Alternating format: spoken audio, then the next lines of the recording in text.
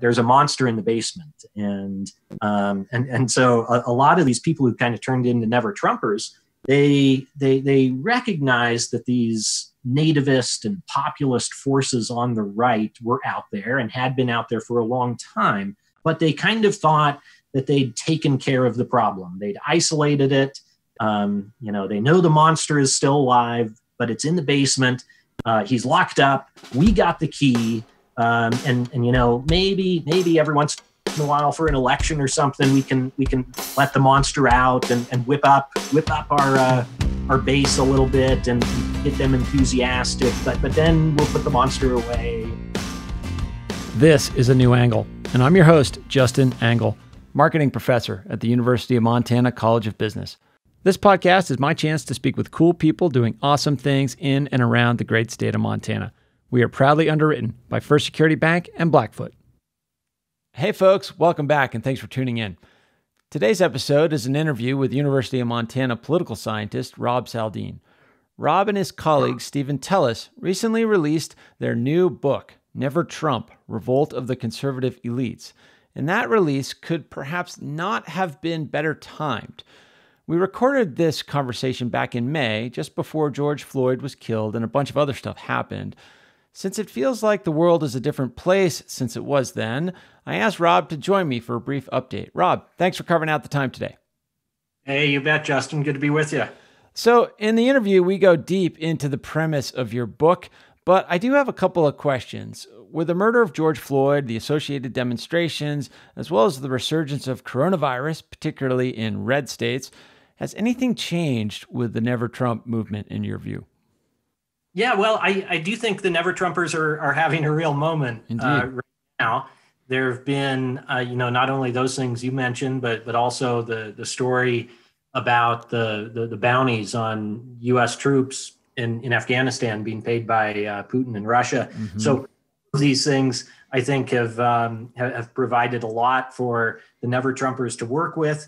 And all this has happened just right at the time as some of these organizations within the Never Trump orbit have been really coming together. So we've seen the Lincoln Project in particular, which is basically a group of GOP operatives, political operatives, campaign people.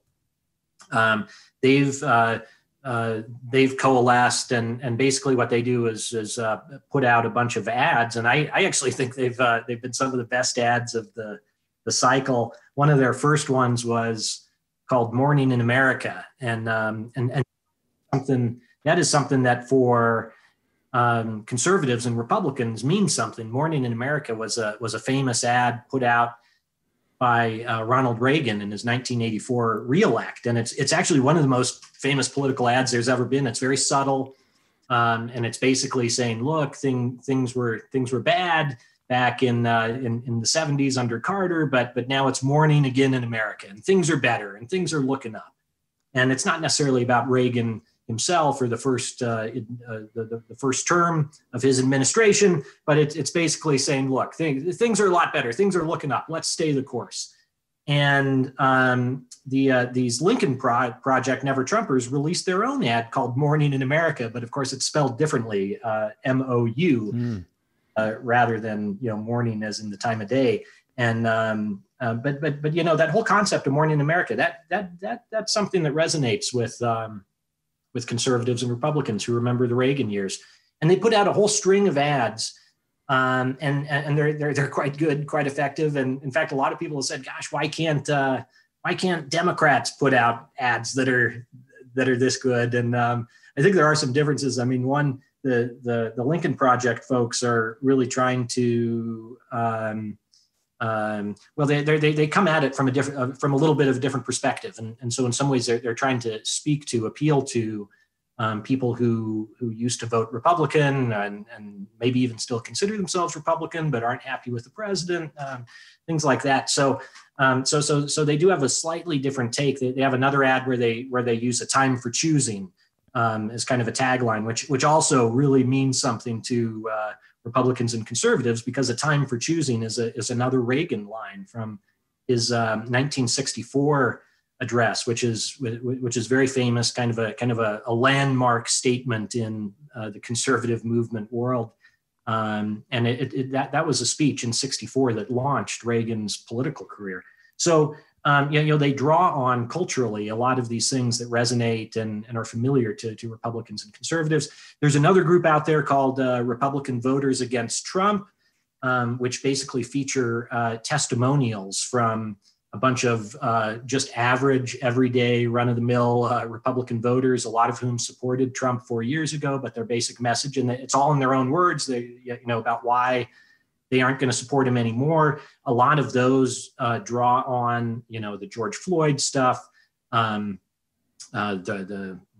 Russia issues, the handling of the virus, all of these things. And so, and there are a couple other groups out there. There's a group of former Republican members of Congress that are writing a bunch of op-eds all over the country. There are a bunch of former Bush 43 staffers who have formed their own group to get the word out that look, a bunch of these lifelong Republicans who've worked in Republican politics are now supporting Biden. So, and I think all these messages are resonating. They're resonating, I think, because really maybe for the first time in the Trump administration, you see a lot of weakening support, right? The story for so long was that Trump's support at the beginning of his term, it was horrible. Mm-hmm. But it was only horrible really in the sense of usually presidents in general start off really high and then it kind of declines over time. Well, Trump was just steady as she goes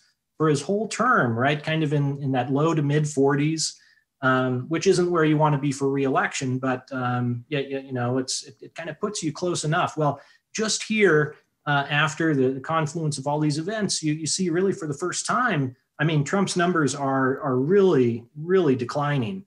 And so I think the Never Trumpers have been pretty effective at pouncing on that. And like I say, they are kind of having a moment. They, for a long time, have been derided as being, marginalized. They aren't important. Who cares what these washed-up has-beens have to say? But they're really out there and getting a lot of attention at this point. So outside of simply kind of having a moment and sort of gaining the fanciful thinking of liberals in particular, would you look for as, I guess the way I frame it, like there's been a lot of off-ramps, right, that rank and file Republicans could take throughout this presidency, but no one, with the exception of Mitt Romney, has really taken those off-ramps.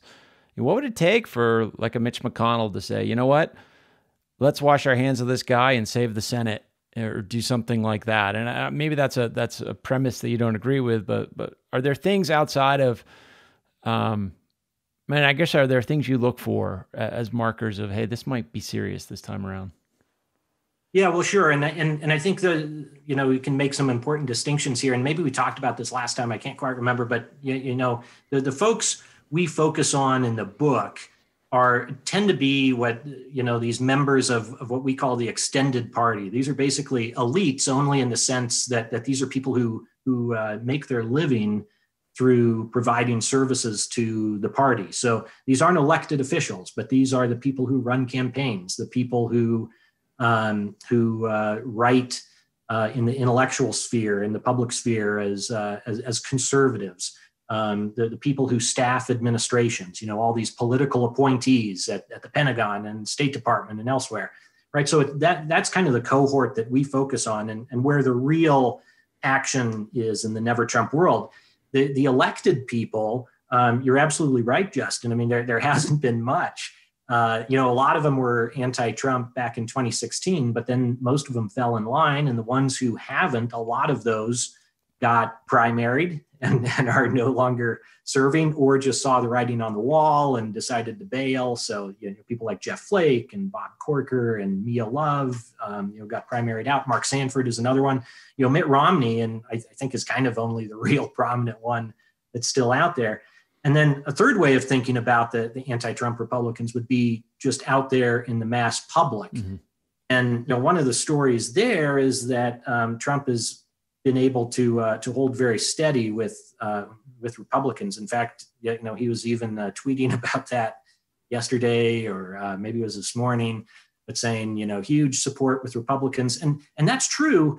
But an important caveat there is that, well, a lot of people who used to identify as Republicans no longer identify as Republicans. So that group, that cohort of people out there in the mass public who are calling themselves Republicans, that's a smaller number than it used to be. So sometimes those indicators of Republican support for the president are a little misleading in that way. But in terms of the elected officials, like in Congress, we absolutely are seeing in, kind of off the record comments to the press that a lot of Republicans in Congress are extremely nervous. And, there are some kind of toes in the water kind of things about, testing out how far you can push back on Trump. The problem is, I think, is that it's coming a little too late, to get any credit for being anti-Trump. You kind of have to do it at a time when there's some potential risk involved, and where you might get some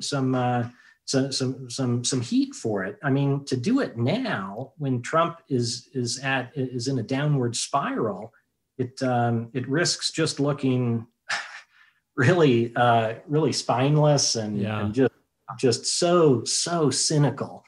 And so I don't know that jumping ship now really is going to get any of these people much credit. I mean, so they really are in a bind. I mean, just politically, and it's always we can't peer into the hearts of these people. But I guess there are two stories here. One is that they've for all these years of the Trump presidency, when these folks have either remained silent or provided active cover for the president, that they either are eager and enthusiastic about everything we've seen from this administration, from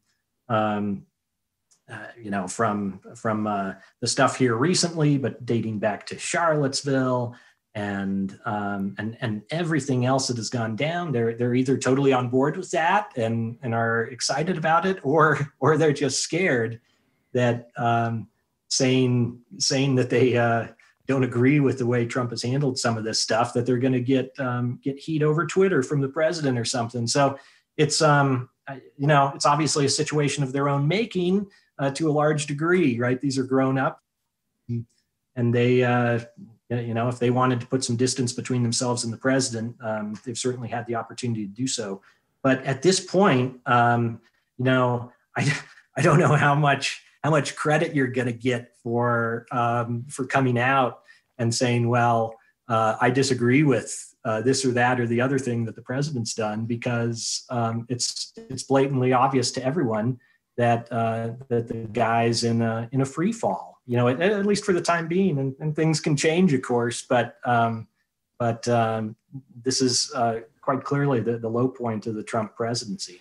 Indeed. Well, things move fast, Rob. I appreciate you coming back for this quick update, and I am excited for folks to learn more about your book right now. So you are a political science professor here at the University of Montana. You are also a fellow at the Mansfield Center. Within political science, what would you consider your field of study? I don't even know how political science is necessarily broken up as a field. Yeah, so at least in the United States, it's broken up usually into 4 or 5 subfields. There's American government, international relations, comparative, and political theory. Those would be the core 4 areas. And then sometimes public policy and public administration are also in the mix. Sometimes they're kind of collapsed under some of the other categories. But within that framework, I do American government primarily, and public policy too. And how did you become interested in that? Give us a little bit of a mini bio for yourself as a professor and a scholar.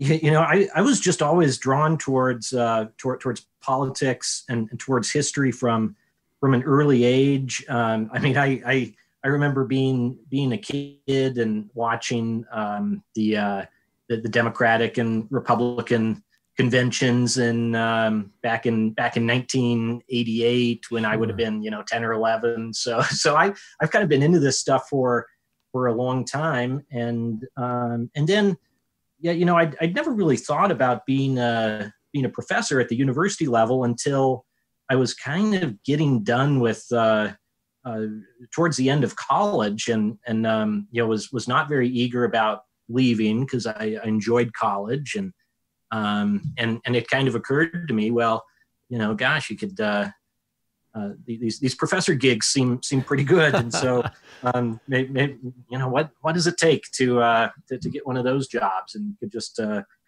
keep doing this for a career, and of course it's kind of a long path, but it worked out nicely for me. Yeah, that your words there resonate almost identically with how I describe it. I was in an MBA program, a graduate program, and looked at my professors and thought, yeah, that looks like a cool gig. For me, it was like my third attempt at a career, so I'm hopeful this one will stick. It seems to have stuck quite well with you, and that's why I'm excited to talk to you today about your work that's coming out not only in print in The Atlantic. I just got the copy of The Atlantic, but also your book, Never Trump: Revolt of the Conservative Elites. It's coming, by the time this is aired, it will be out, recently published. Congratulations on that, and I'm excited to talk to you about it today. How does a project like that come together? Yeah, well, so my the way this one came together, at least, this is my third book, and they all kind of have a different story. But the way this one came together is, through the 2016 process. I mean, the election process. I mean, I was glued to the whole thing, and sort of amazed to see this figure, Donald Trump, emerge within the Republican Party, and not get blown out of the water by some of the things he would say, early on that summer of 2015, the comments about John McCain, and it was just kind of one thing after another, that for any other candidate, it would have been the end of the story. It just felt like at every stage of the way, our conception of guardrails for decorum for candidates were just sort of blown away. Absolutely. And so, and through the whole primary process and through the general election, I mean, it was just one thing after another, and it was just fascinating as a political scientist, but also someone who's just, I'm also a citizen, obviously, and care about some of these things. It was, and so just to watch this amazing process play out. And, one thing within political science I've always been interested in are political parties and groups within political parties, and ideas and how they get embedded into parties. And so, one of the things that was so fascinating to me about 2016 is that you had this group emerge within the Republican Party. So some of the leaders of the party, not necessarily the elected officials, but all these people who would have been in line to staff the administration, all the thought leaders, the writers, the intellectual side, the policy wonk people. You had a whole bunch of these people emerge and go all out in their opposition to the guy who became their party's nominee, and they stuck with it in many cases, and that's just and in many cases that they're still sticking with it to this day. And that's just the kind of thing that you do not see very often in political parties. The stakes were high for this group. They've lost a lot in many cases, professionally, socially, so it was kind of an amazing story. And at one point, I got in touch with Steve Tellis, who was the editor of the series that my book came out with, my second book. And so he and I had kind of worked together on that. And, we were just chatting over texts, and he was saying, what's your next project? And I said, well, I'm kind of thinking about doing something on these Never Trumpers, and, based on a lot of elite level interviews. And he wrote back right away and said, oh, I know a lot about that, and, be willing to work with you on it if you wanted. And so, a few weeks later, I was flying out to DC and doing our first round of interviews, and off and running. Yeah. And so your colleague, Stephen, he's a professor of political science at Johns Hopkins University, correct?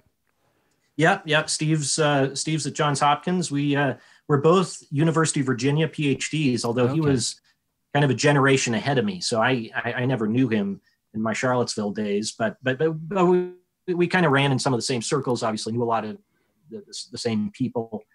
So we kind of had a connection that way. And Steve is also a senior fellow at the Niskanen Center, which is a newish think tank in DC, and it's become one of kind of the hubs of these people associated with the Never Trump phenomenon. Okay. So that really was a great source of access for getting interviews with a lot of people that form the basis of the book. And so before we get into kind of the phenomena you outline and explore in the book, can we talk a little bit about, for the lay listener, I mean, we have these conceptions of Republican, Democrat, conservative, liberal, but conservative and liberal, those are terms grounded deeply in political theory. Can you maybe give us a little primer on political theory and how it manifests in terms of how liberals and conservatives view the world differently?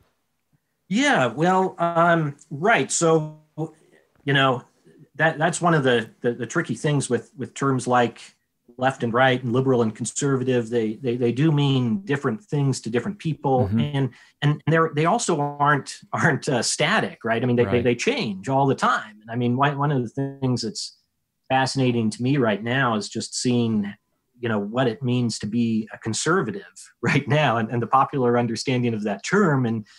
But it's also just a testament to how these words evolve and change, right? They aren't static, but generally, I mean, I think we can think about the left and the right in politics, and within that, so I think a lot of times people use the word liberal as kind of synonymous with the left. That's not how I understand it, and I don't think it's probably the best way of understanding it. But liberal to me is kind of drawing on some of, if you want to identify one thinker back there, you might associate it most with the writings of John Locke, but it's a philosophy in which you value things like individual rights, and that's kind of a real bedrock thing. And out of that, I mean, what I think of as kind of liberal and the liberal tradition, you're talking about things like ideals like liberty and equality and pluralism and a lot of the things that kind of are at least in theory what undergirds American style democracy and Western democracies in general. And then on conservative, I mean, there's a big debate actually within political science about and just sort of the intellectual world in general about the extent to which conservatism is its own separate ideology from liberalism, or whether it's a kind of branch within liberalism, right? And I think in a lot of ways it's actually helpful to think about conservatism as a kind of branch within liberalism, because at least what we've known as American style conservatism, because I think like American style traditional conservatives and American liberals tend to agree on a lot of the fundamental premises and ideals, right? I think everyone's more or less in favor of the basic things like liberty and equality. And so where you really see the divide, I think, or one way of thinking about it is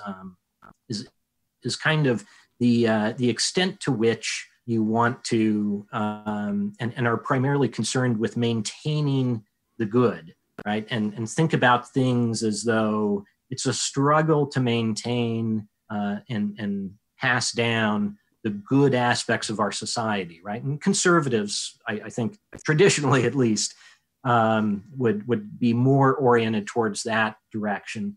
And then on the other hand, you liberals, I think, tend to look a little bit more towards improving the what we have. So it's a little bit of a a shift in terms of outlook. I mean, you could say there's glass half full, glass half empty kind of distinctions, and there's a little bit of a disposition to it too, right? It's like I think a lot of conservatives in the intellectual sphere anyway would think of themselves and present themselves as saying, hey, we've got it really good here.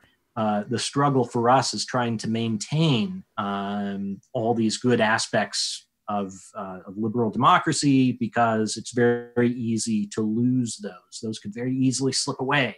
So we've got the fight really is to maintain those things, and we can work towards incremental change, but we should be a little skeptical of bold plans for massive change and reform.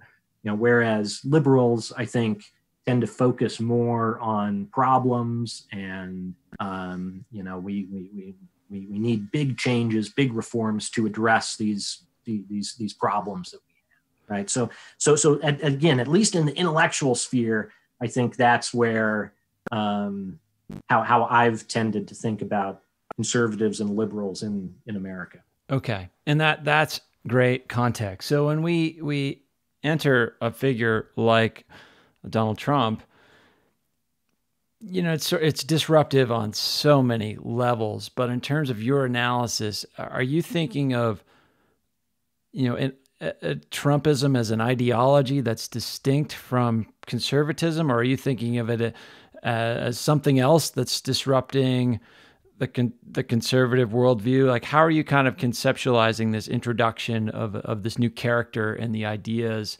that he's bringing to the conversation?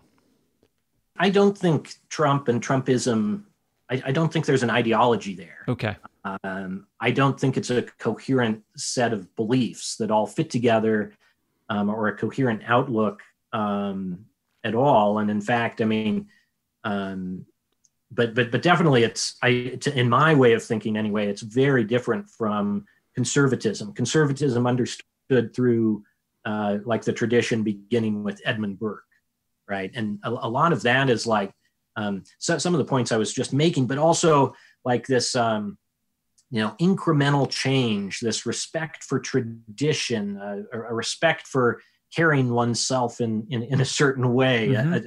a respect for norms, right? That we should be careful about just throwing out our norms and traditions, because sometimes these are in place for a good reason, right? And so, I mean, in a lot of ways, I think Trump is the exact opposite of a conservative, right? There's a populism to it. He certainly taps into something that's out there, but it's not clear that kind of Burkean understanding of conservatism is necessarily going to endure, right? It might be that we're seeing what it means to be a conservative changing before our eyes, and in some ways this isn't new. I mean, there's always been, especially here in the West, there has been this kind of populist brand of conservatism. And you see it pop up from time to time, dating back to, Barry Goldwater through Pat Buchanan and Sagebrush Rebellion and Sarah Palin and the Tea Party and all these things. But in my way of thinking anyway, that's not exactly conservative. Yeah, and within that, it seems the monster in the basement metaphor emerges from that pretty clearly. And initially, like you said, there was a lot of high-profile thinkers, politicians, etc., that were firmly in the Never Trump camp, if you will. And then, Trump gets elected, and you see gradually, the prominent voices are starting to fade away. At least the elected voices, the Jeff Flake types, they stay, publicly against what's happening with the Trump administration, but they retire from office, and probably going to be primaried out if they had stayed in the running. Yeah. And so you start forced retirement. Right, forced retirement, exactly.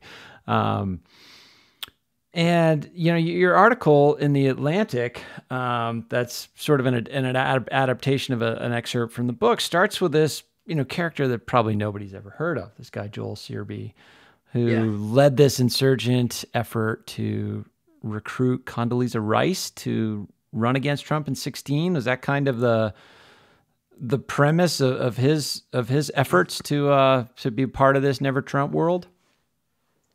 Yeah. So right. I mean, just a word on the elected officials. I mean, it was remarkable back in 2016. I mean, there were a lot of, I mean, most elected officials on the Republican side were opposed to Trump. And I remember just being stunned when Chris Christie dropped out and endorsed Trump, right? That was the second major endorsement Trump got. The first one was Jeff Sessions. Mm-hmm. They flew into a big rally at some football stadium in Alabama. I remember watching that. And that was kind of the first time that it hit me like, wow, there is really potentially something here. A New Angle is brought to you by First Security Bank and Blackfoot, two cool companies doing awesome things all over Montana. This is Sam Schultz, and you're listening to A New Angle.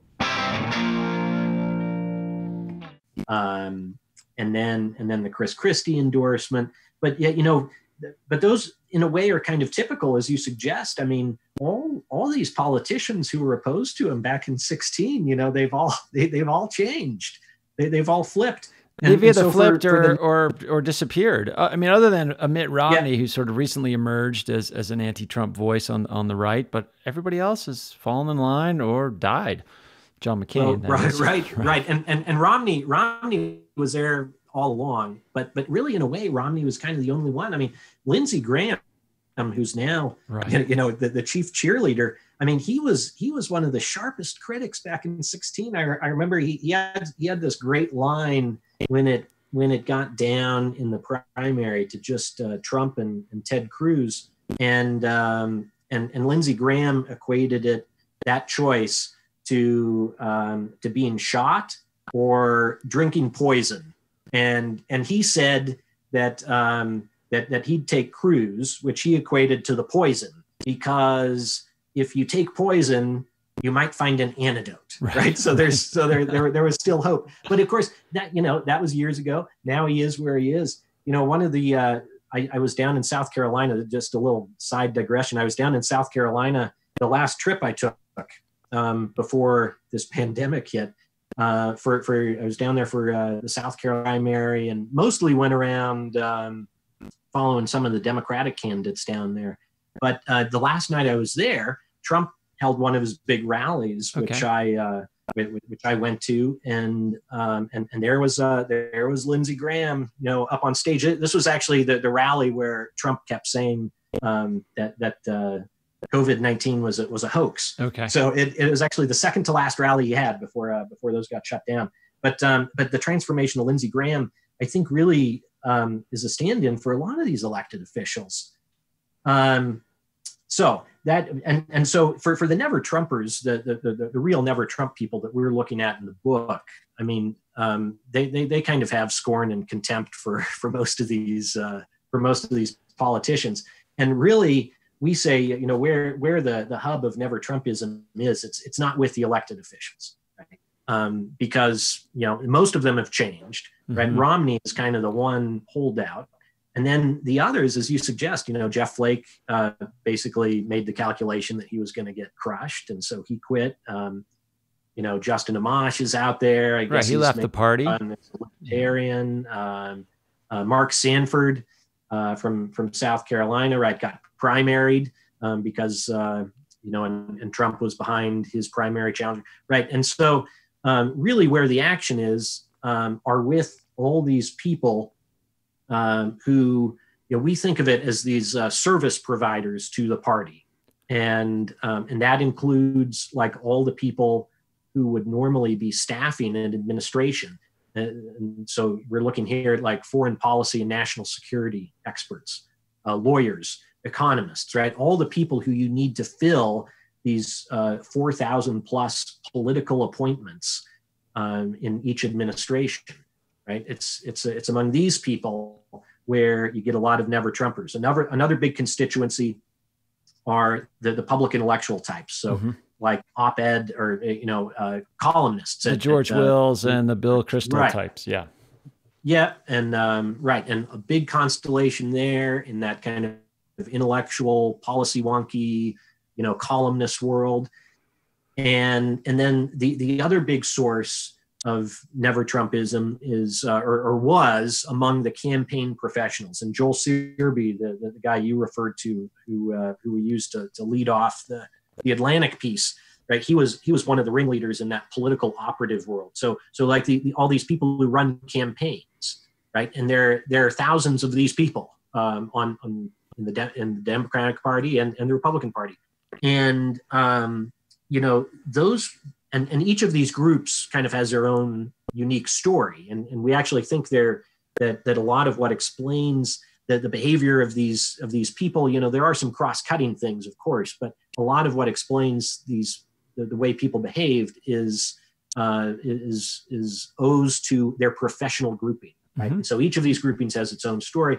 But the campaign professionals, those are the people kind of most like the elected officials, right?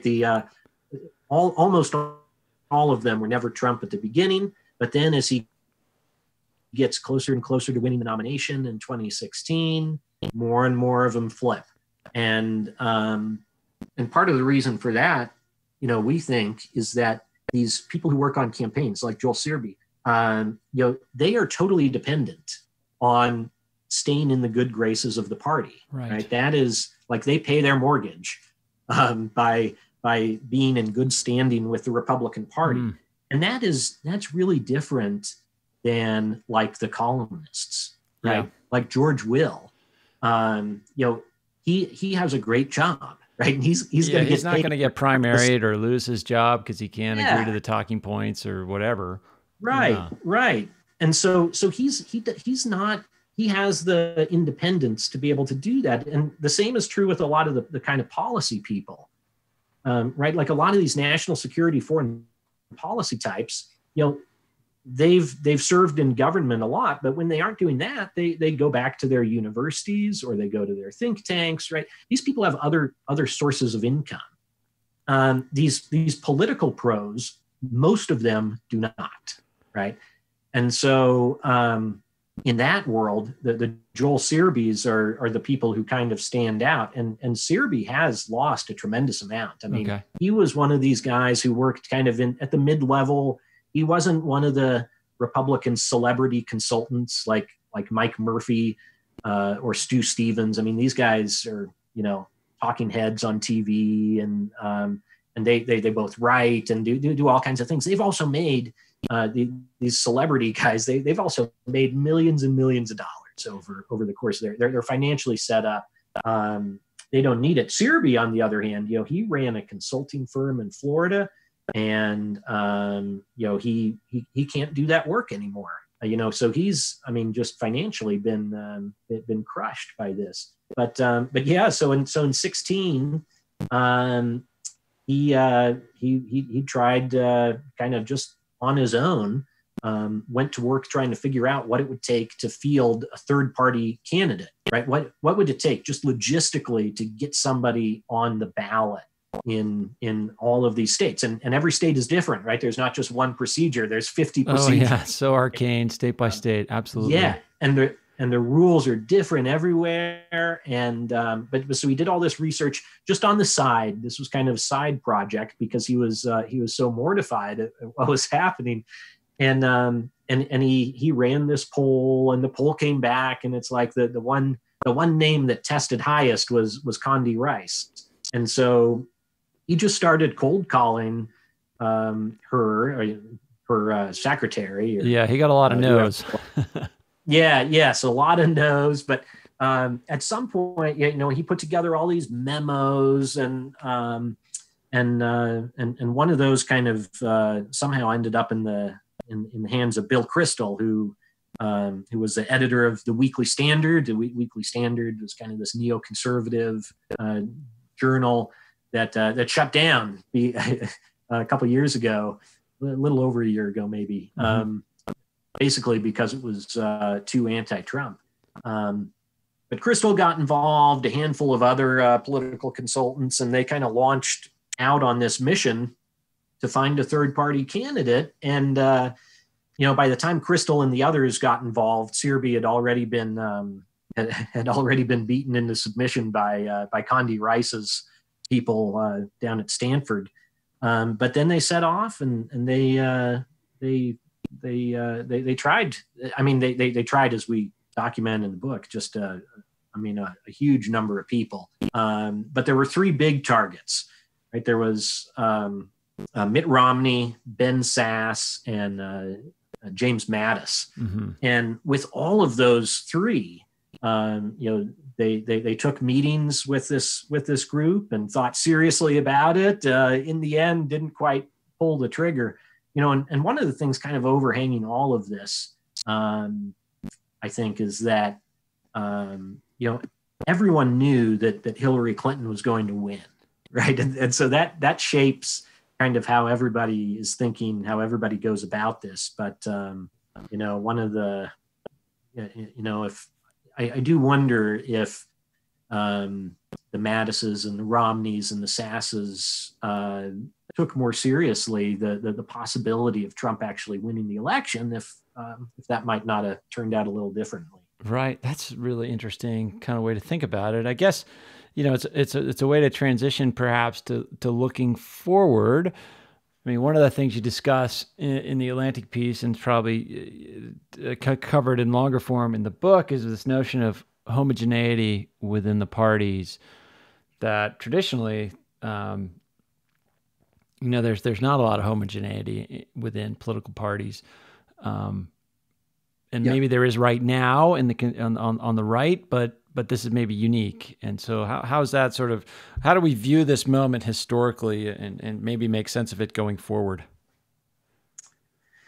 Yeah. So, right. So yeah, we kind of end the book. This is kind of how we dealt with the end of the book problem, right? In books like this, there's always this question, well, okay, like you kind of have to say something at the end to wrap things up and look towards the future a little bit. So this is how Steve and I dealt with this.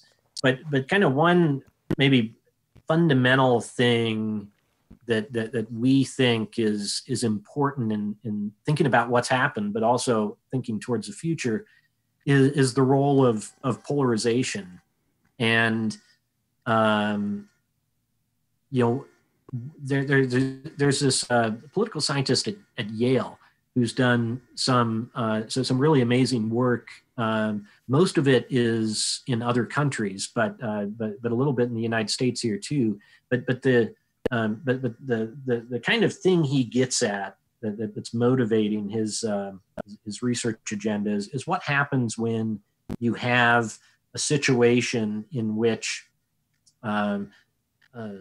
people's policy preferences are in tension with the maintenance of democratic norms, right? And so what happens when you kind of have these populist, quasi-authoritarian leaders come up who are on the same team, in terms of like party and policy, but who are also a threat to democratic norms? What do people do in this situation?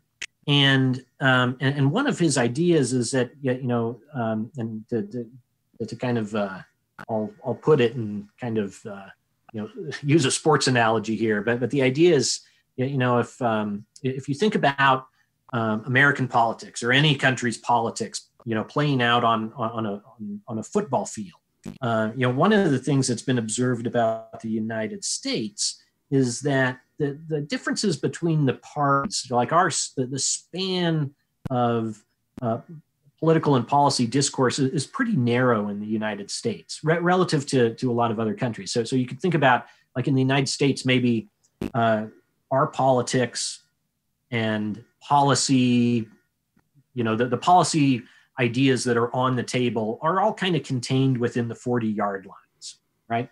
And in some other countries, it's much wider. right? But we do have a fairly narrow window, right? Our left doesn't go nearly as far left as it does in a lot of other countries, right? Maybe that's changing a little bit right now with Bernie Sanders and all of that. But traditionally, this is the case. And our right doesn't extend as far right? So we're kind of playing between the 40-yard lines. But what happens when you have a situation of polarization, which we've increasingly had, and all of a sudden politics is getting played out between the 20-yard lines, right? Either in reality or just because people perceive that. And there's this whole industry of people out there whose job it is basically to tell people that everything's going to be lost if the other side wins, right? Yeah, now, they push, those commentators push us well beyond those 20-yard lines, or at least that's the incentives. Absolutely. That's well, and again, there's this question of like, well, is that really happening, or is that just sort of this distortion of reality? Sure. But regardless, the point is, if things get out to the 20-yard lines or the 10s or wherever it may be, the idea of the other team winning is really a dire situation, right? It's one thing if you would prefer 140-yard line and the other team wins and okay, they push it to the other 40-yard line. Okay, fine, not great, but it's like we can live with that. But what if the other team's going to take it all the way to the goal line, right? And that breeds this kind of existential thinking, like this is an existential crisis. There was this essay that like perfectly encapsulated this back in 2016. That ran in the Claremont Review of Books, which is kind of like the conservatives' version of the New York Review of Books or something. Okay. Right, it's called the Flight 93 election, and the basic idea was that we were in a Flight 93 scenario, and this was an article arguing in defense of supporting Donald Trump, right? And the idea was that if Hillary wins, the country as we know it is over, right? That was the thesis of this piece. Which struck me and still does strike me as totally ridiculous, especially given that it was Hillary Clinton, right? I mean, right. But in any event, right? That mode of thinking, right? Like this is an all-out crisis, and if we lose, the game is over. Literally, the country as we know it is over, and we have lost forever. Right, that kind of thinking, not like this is just one election and okay, well, we lost that one, we'll come back and duke it out over the next one. No, but like it's all over, right? And there were, by the way, I mean, you can see how maybe some conservatives would get into this frame of mind, right? We talk a lot about how the Supreme Court is on the election or is on the ballot this election. Well, it actually really was on the ballot last time because you had that seat that the Scalia seat. Right. And that was open. And, so for some of these people on the right, it's like, man, if Hillary Clinton gets in, I mean, not only have we lost Scalia, who was the intellectual leader of the conservative legal movement, but it's like that's gonna flip. We've lost the court forever. This kind of thinking. And so when you get into that kind of a state of mind, it's easier to say, well, okay, we'll sacrifice the democratic norms. Because the policy costs that are being asked of you are so great, right? And so I think that is one kind of way of understanding why some conservatives said, you know what, I'm going to bite the bullet here, and I don't love Trump, and I don't love all the things he says and the behaviors and this, but it's just too much. It's too much to ask. Stakes are too high. Yeah. And stakes are too high. Right.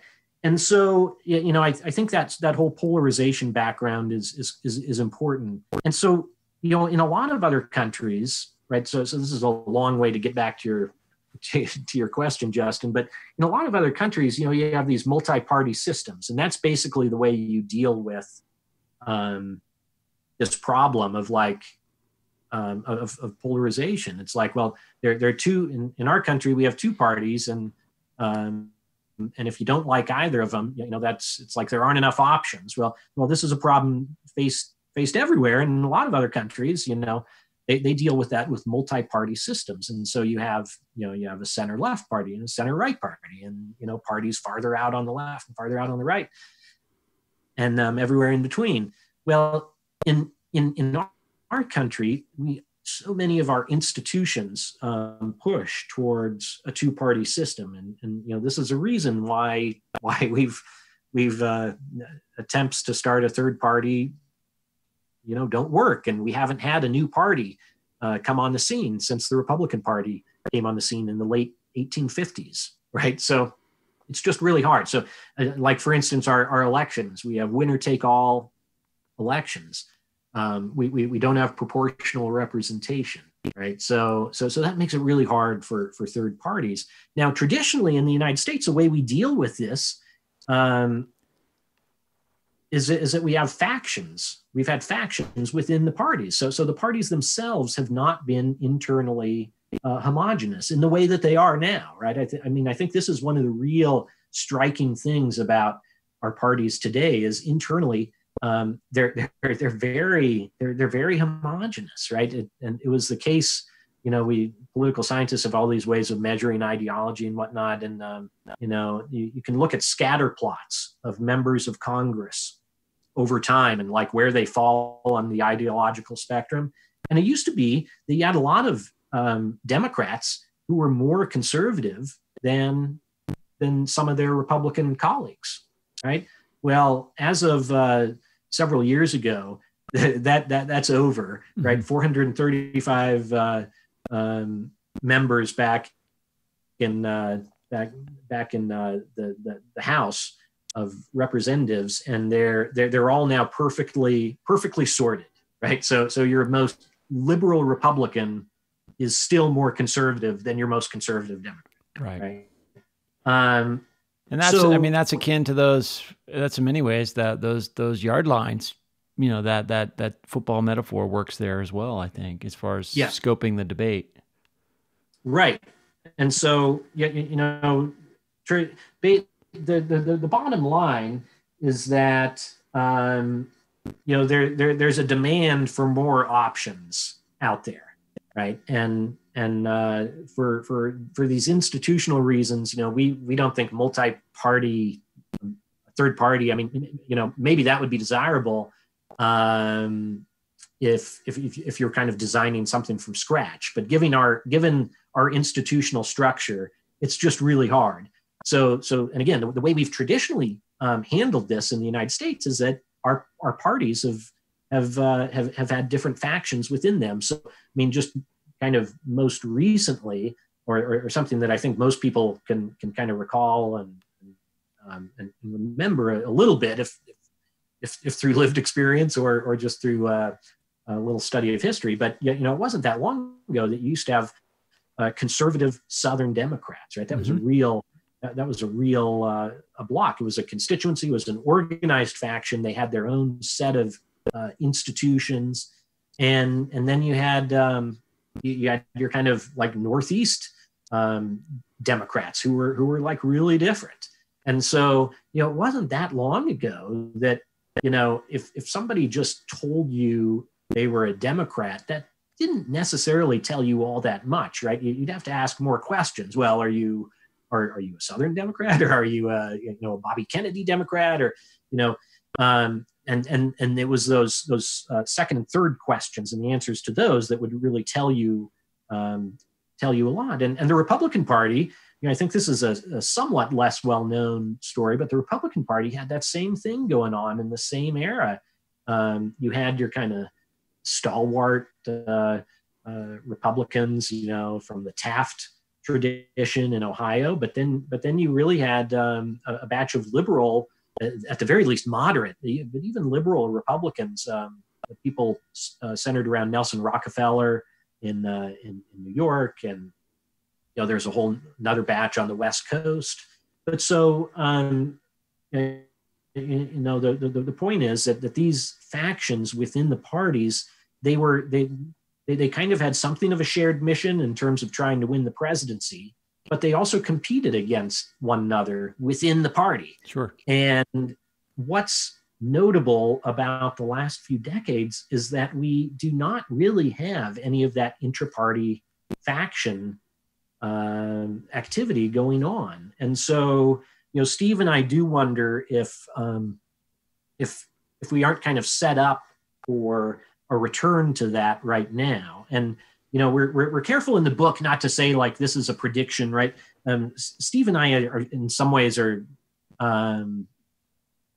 not quite your typical social scientists. A lot of social science kind of tries to be predictive and to set up these kind of ideas that things are almost predetermined and that we can that there's a kind of law to certain things. And we don't think that's quite the case. I mean, we think there's a lot of agency, individual agency at work here, and it's going to matter a great deal if we're going to have these factions about what individual people do, and that might mean politicians, but it also means just things like philanthropists. Mm-hmm. And are you going to give your money to some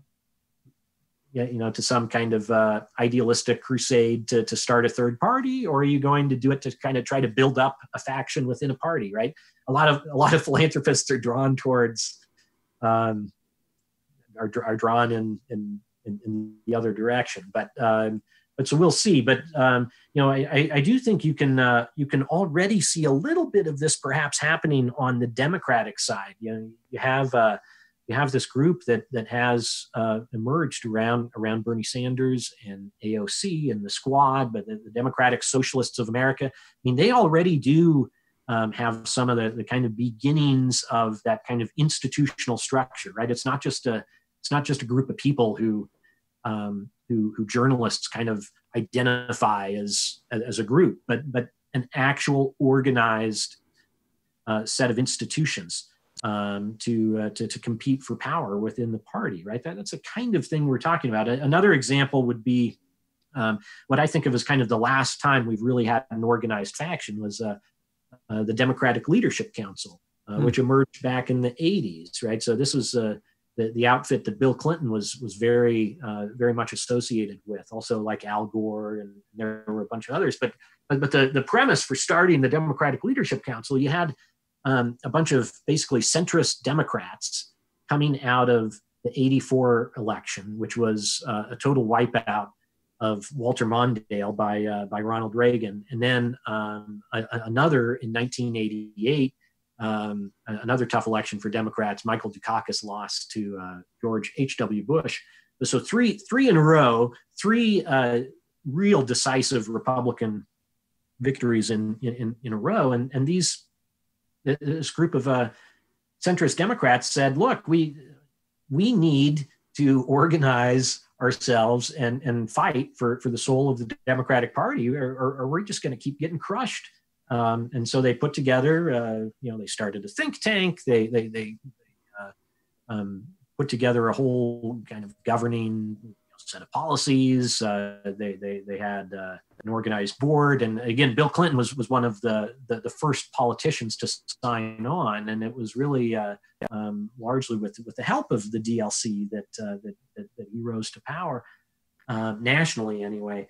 And that was kind of the last one of these that we've had, and it just seems to us, there is this demand out there for more than just two options.